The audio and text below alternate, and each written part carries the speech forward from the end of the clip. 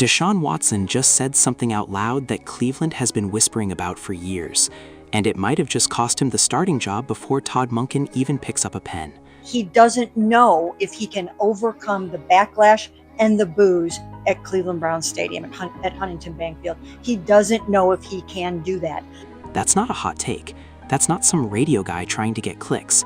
That's Mary Kay Cabot, a reporter who has covered this franchise through 2 head coaches, a coordinator switch, and a quarterback saga that's dragged on longer than most marriages, telling you Deshaun Watson is struggling with the psychological weight of playing in front of his own home crowd.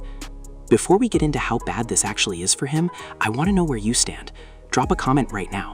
Does Watson deserve every boo he's getting, or is this fan base turning on a guy who's actually earned a real shot? Because after you hear what he said yesterday, I don't think the answer's as clean as either side wants it to be.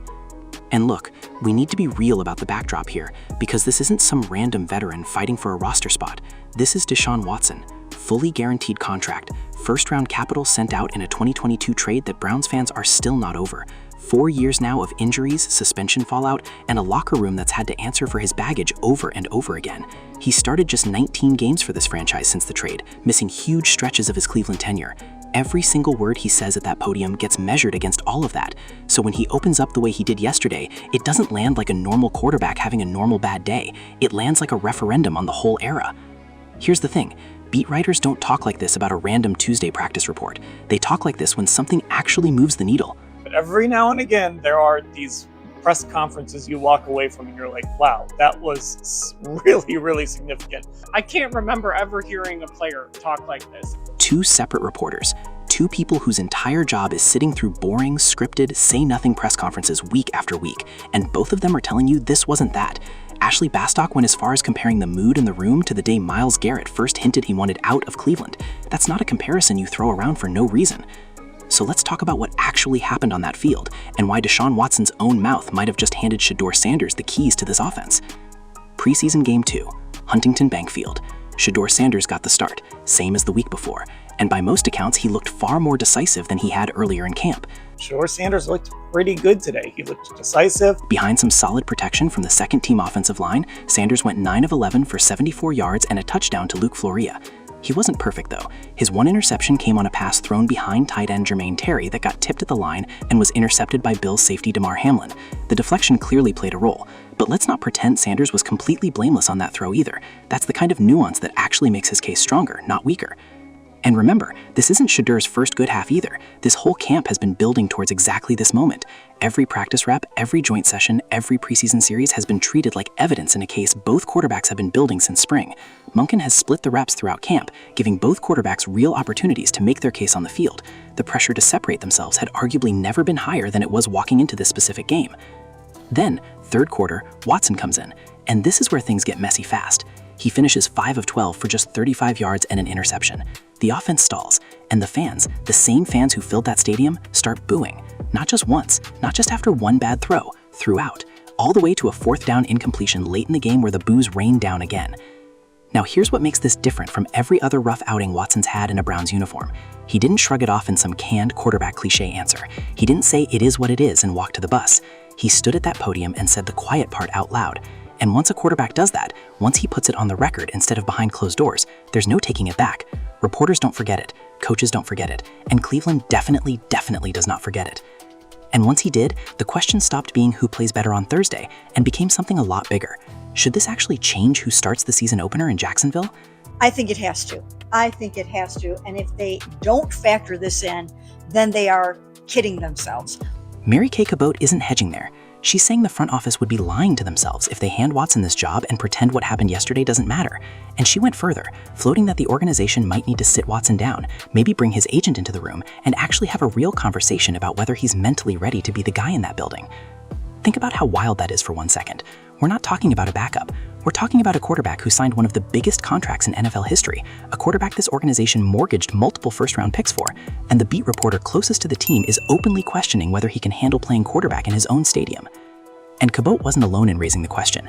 Dan Labby and Ashley Bastock also spent real time on air discussing how unusual Watson's comments were and what they could mean for the quarterback decision. That's not proof the Browns have already made up their mind, but it shows how fast Watson's own words became part of the actual quarterback conversation, not just a talking point on social media. That's not a story about a bad third quarter anymore.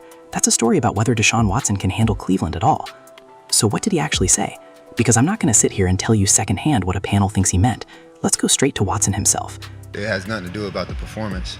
It's a little bit personal than that. That's Watson, asked point blank why the fans are booing him. Not, I need to play better. Not, I understand the frustration. He goes straight to personal, on the record, saying he doesn't believe the boos are about his performance.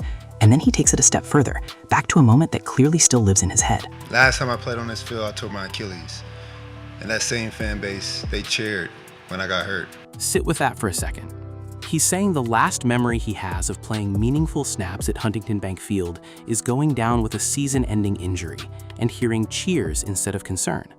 Whether you think that's fair or not, whether you think he's playing the victim or telling the truth, that's the headspace he's walking into on every single snap he takes in that building.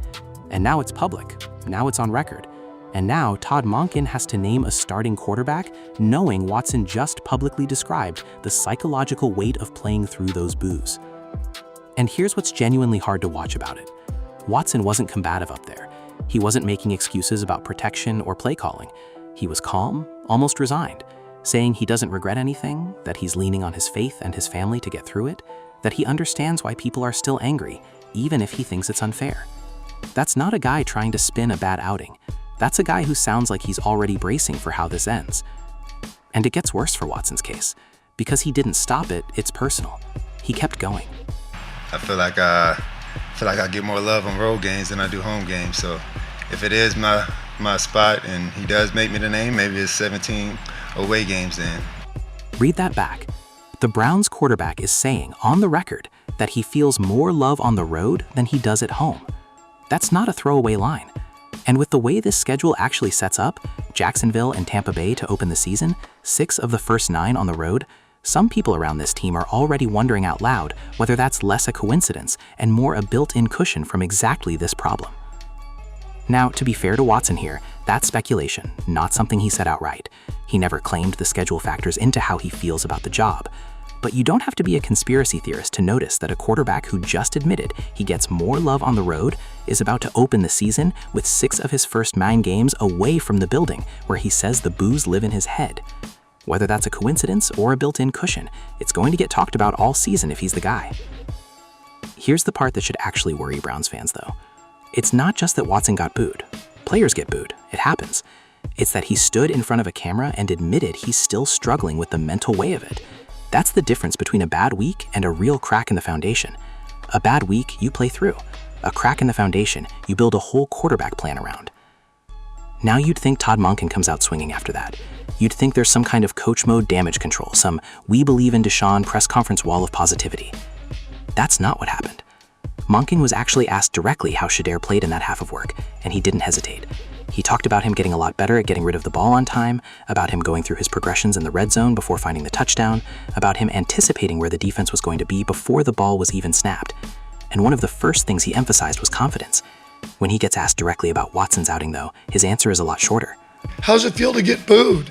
I mean, it's a pretty easy question. It sucks. I don't want to get booed. He didn't use that moment to publicly declare Watson had the job secured.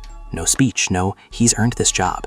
Just an honest acknowledgement that it sucks, followed by a "let's play good football" answer. Read into that what you want, but it's a noticeably different tone from the confidence he volunteered when discussing Shedeur. The reaction online has quickly split into 2 camps, fans who think Watson deserves sympathy and fans who think he brought this on himself. Whatever goodwill he had left walking into this preseason, that press conference moved the needle one way or the other, depending on who you ask. So here's where this actually lands.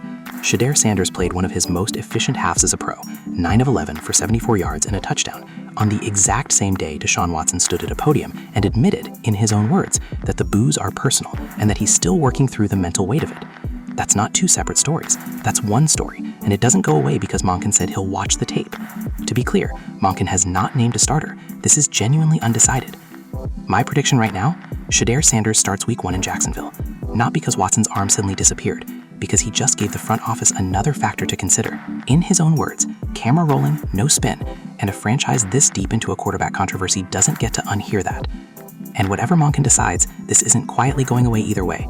If he names Shedeur, there's going to be a segment of this fan base and this media market asking whether the Browns just let one bad crowd reaction talk them out of a $230 million investment. If he names Watson anyway, every boo for the rest of the season gets read through the lens of this exact press conference, and Watson himself just told you how much that noise weighs on him.